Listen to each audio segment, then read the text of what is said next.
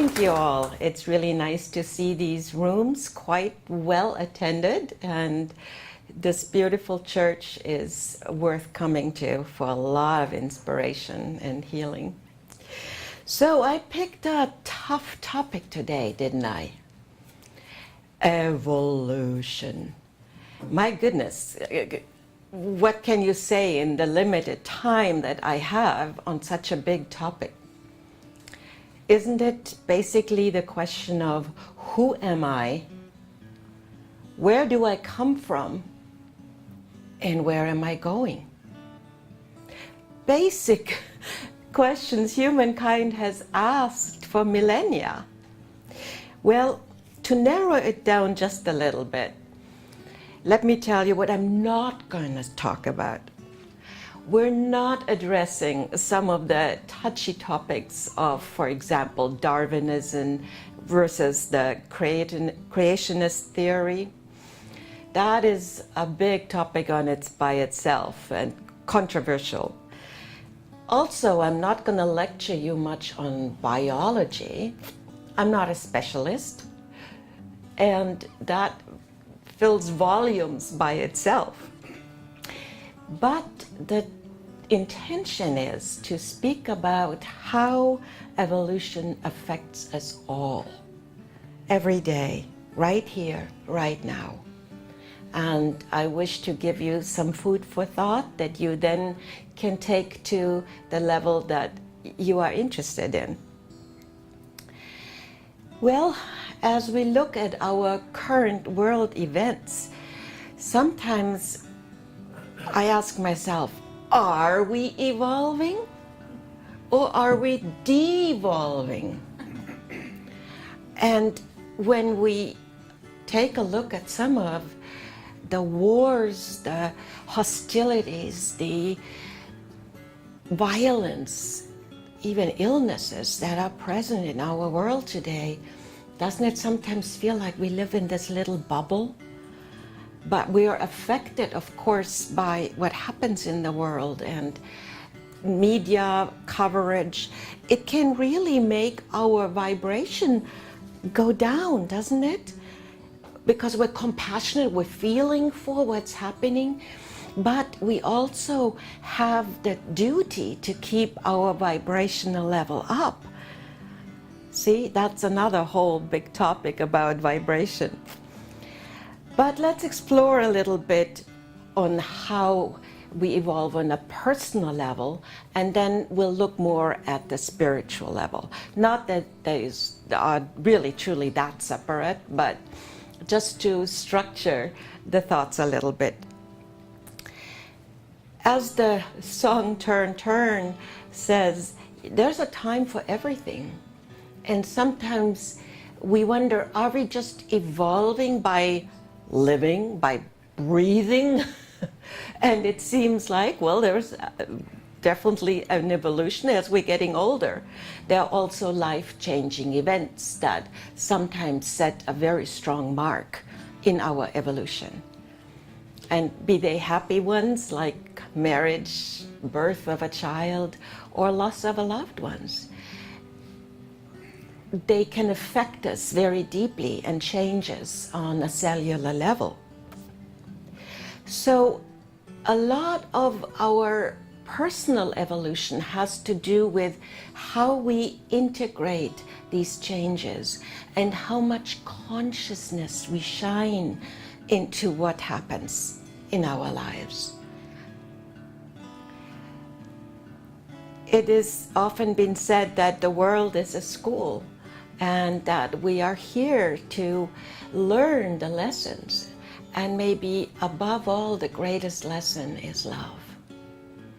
And as spiritualists, we believe that we come back through time and time again to build our capacity to understand love and hold it. And it is also true, I believe, that really love is the only thing we can take with us on the other side. And we are blessed often to feel the love that is still here for us on spirit side when we connect with loved ones. things happen in cycles. Humanity goes through cycles. And sometimes these cycles seem like spiraling up, but not always. I got to tell you a story from my own life as a kid. I was very, very much into Greek mythology. Oh my God, I couldn't get my hands off the drama of the gods and goddesses, and they seemed so human in many ways. And then as part of my Greek mythology book, I also read about the Golden Age and how there is a cyclical nature to the ages that humankind goes through. And I was maybe only 8 years old or so, but when I read about the Iron Age following the Golden Age, I started crying uncontrollably. And I wanted the Golden Age back. Well, I think hopefully my wish shall come true, because we are approaching a Golden Age. In spite of so many things to the opposite and so many frightening evolutionary developments. In the Hindu tradition, it is, and also I believe in the Buddhist, it is said that there are yugas, Y-U-G-A, and that these are cycles of about 20,000 years each. And we are at the end of the Kali Yuga right now, which is a very challenging yuga. And science has an equivalent to that understanding, because it is measurable that the entire solar system is moving closer to the core, the center of the galaxy. So the vibrations increase, yes? Makes a lot of sense. So maybe that's part of why light and shadow are so intensified right now, yes? As the frequencies increase, we get out of our denial, of our unconscious living, and we are forced to make more conscious choices. I tell you, the universe is watching planet Earth. Whoever may be out there, we don't yet know, really, but Earth is unique. Earth has often been called a living library. I think Barbara Marciniak coined that term of the living library.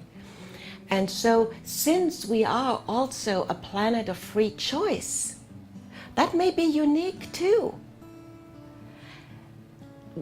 The choices we make determine our future and determine the space, the rate at which not only all of life is evolving, but Mother Earth herself. She isn't standing still. So the more we are conscious of our Earth Mother and respect her and honor her, the more there too is a constant change.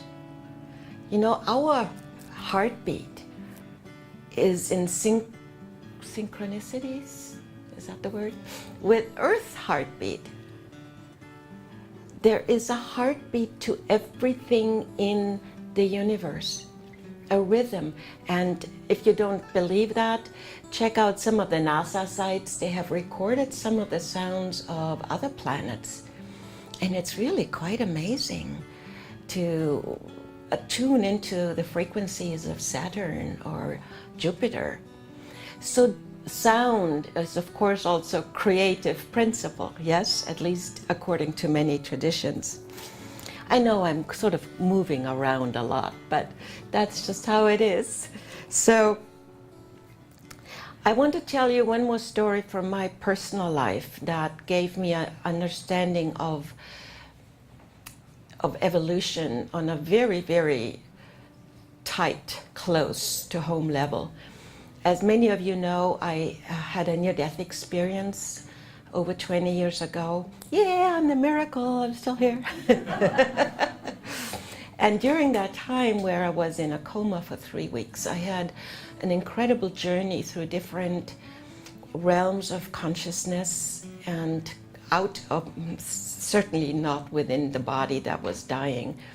I was in so many aspects of creation, and words are hard to capture really that notion, but can you imagine that I, as pure consciousness, traveled through different stages of development, all the way from a single cell organism. Man, that was really tight in there. A single cell to hold consciousness. And then I traveled through, I was a dolphin, I was a bird, I was even a monkey. So I don't quite know why all of this happened, but since I experienced it personally, I know it's real. And if any of you have ever looked at how the human embryo develops in the womb, when you look at an embryo that's just a few weeks old, it does not look much different from an embryo of a frog or a rabbit. I'm not making this up, you can check all of this out. And so in the evolution that we in this body go through, you know, there is the evolution of the whole species. It's much later than that all the specifications take part. The biologists, I promised I wouldn't talk much about biology, but they do have a fancy expression for that. Maybe you've heard it. I actually have to look it up again so I remember it. What is it? It's something like phylogeny. Oh my goodness. See, now I already forgot it. I wanted to try to be really smart. Oh, here, ontogeny, which is the evolution of within ourselves, recapitulates or reflects phylogeny, the species evolution. So that's just a fancy way of saying, you know, as above, so below, as in the microcosmos, so in the macrocosmos. But the principle of evolution is present everywhere, everywhere. Let's talk about spiritual evolution. No, just let me back up one more time, because, you know, humankind is at a place right now where we can take a much more active part in our evolution. And everything from genetic engineered foods to the ability to create specific viruses now. You know, it's sort of like the scary and the good news, isn't it? And I think I often just pray that we be able to follow in our emotional and maturity and ethical evolution what we can do in the laboratory. Because the changes, I think we don't really know where it all could lead. But again, it's like the gods give us gifts. Come back to Greek mythology, you know, Prometheus, he was given, or maybe he stole fire and he brought it to humankind. Well, he had to pay a price for it too. So their mythology and even fairy tales, they all reflect to us this cyclical nature, but I do believe that it is also a spiraling up. And that brings us really to the topic of spiritual evolution. Some people say that the belief in God, or in a higher power, or in great creator, is one of the differences between humans and animals. Now, we don't know enough about the animal soul, but I do believe that to be true. And you know that as far back as we can go through humankind, do you know that Neanderthal already had very solid ideas about the afterlife? How do we know that? Because there are burial sites and they put tools into those burial sites so that the spirit could use them in the next place of their evolution. Maybe they weren't as primitive as we sometimes think.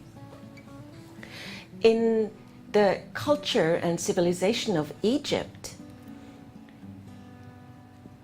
the idea of an afterlife was key to the building of the pyramids, of the creation of incredible riches, cultural riches, and to the development of the mystery schools.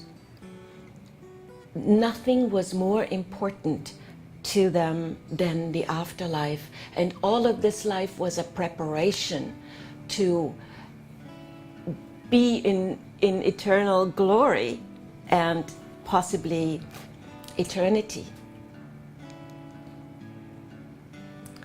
Some researchers claim that there might have been some influence in our genetic code that may have come from forces outside of Earth. Again, a controversial topic. I could happily point you to many books on that topic. Graham Hancock is one that you might recognize, also Barbara Marciniak. But again, coming back to who we are with what we have now, you know how you can affect the rate of your evolution?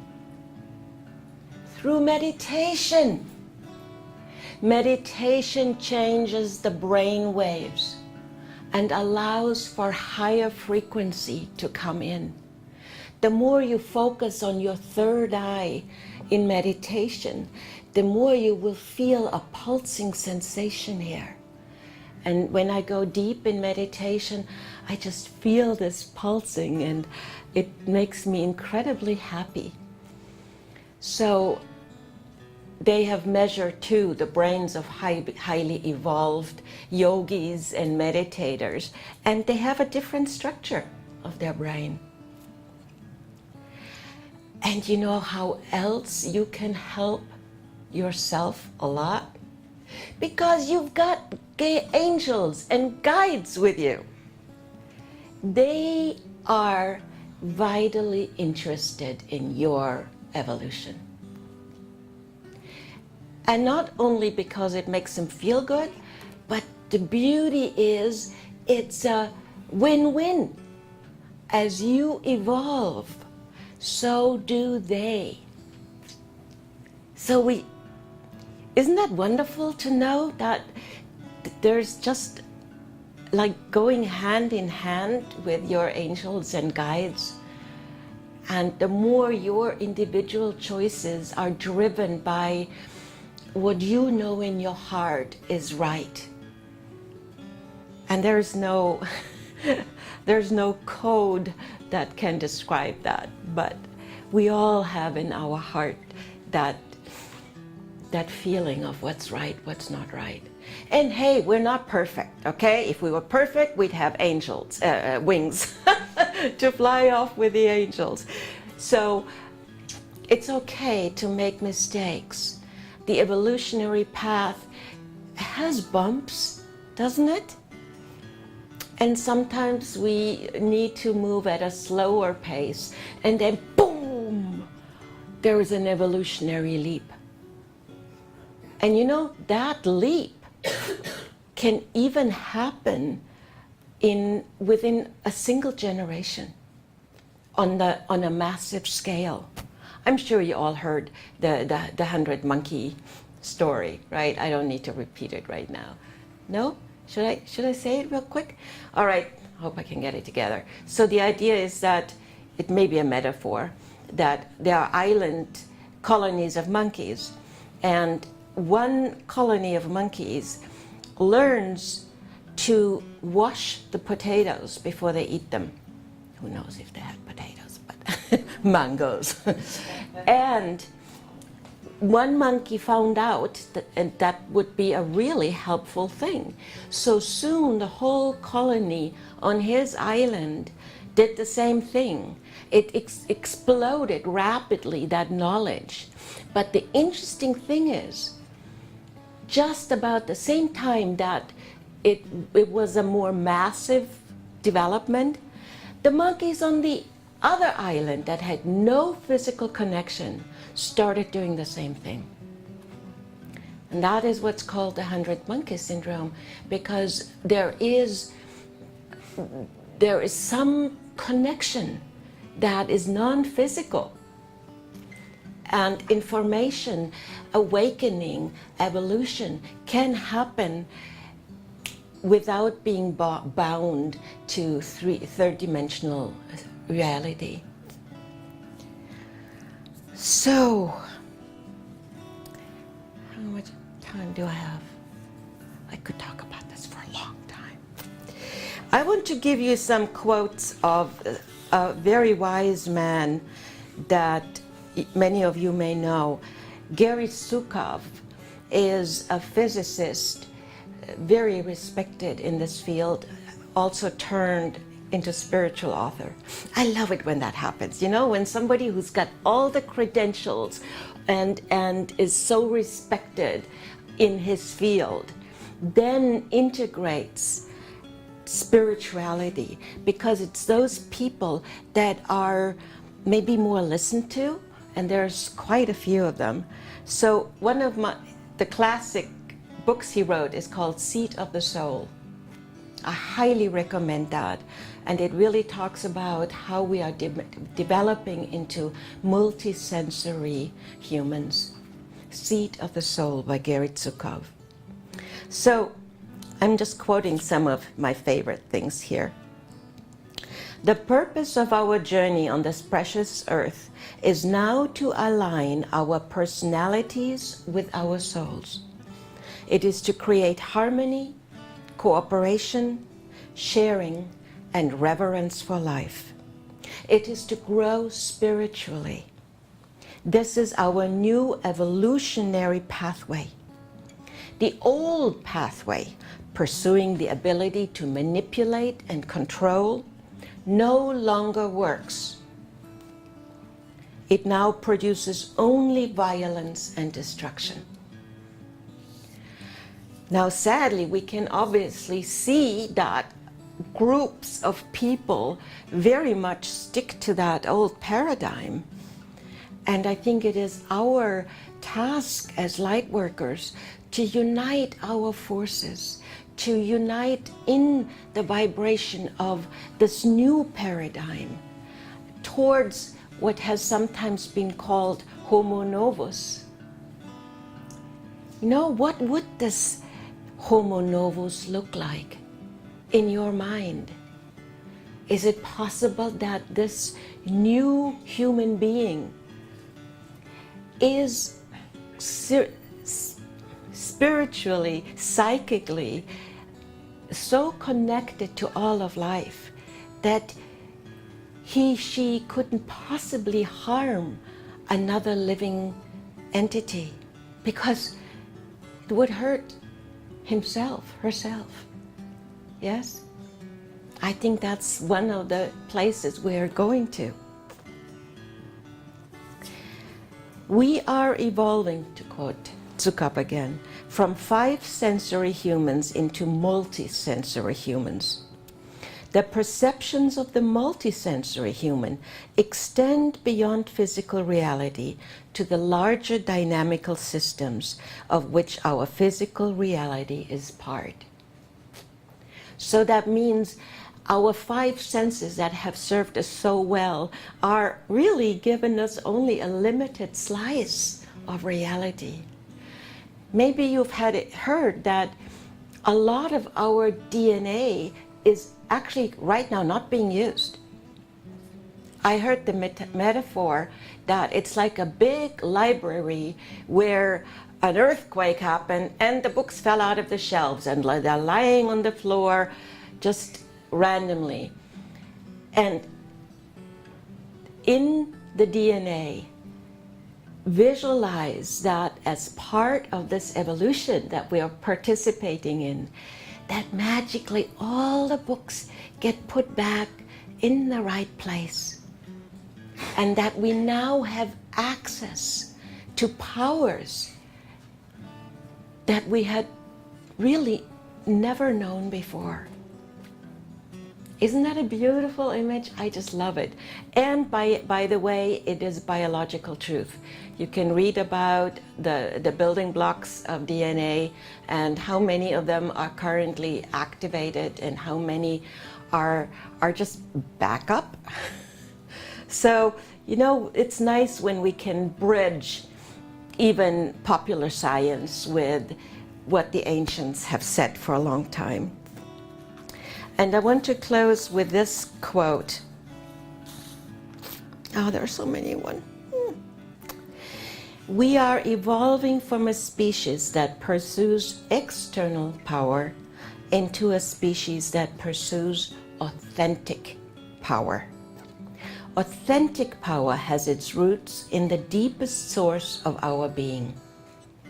An authentically empowered person is incapable of making anyone or anything a victim. An authentically empowered person is one who is so strong, so empowered, that the idea of using force against another is not a part of his or her consciousness.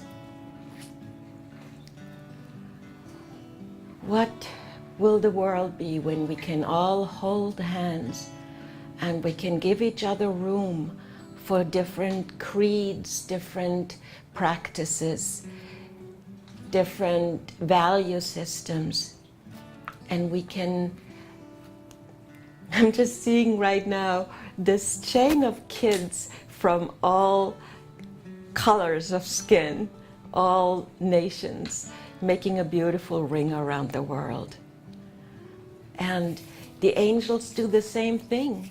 They have created a huge ring of light around the world. We can tap into that grid work of light and we can become part of Homo Novus and embrace that. And you know, it's all in the heart. The mind cannot completely wrap itself around what could or couldn't be, but the heart knows. So trust your heart, follow your heart, honor your heart and your feelings, and let those guide you onto your happy pathway. Thank you so much for allowing me to share.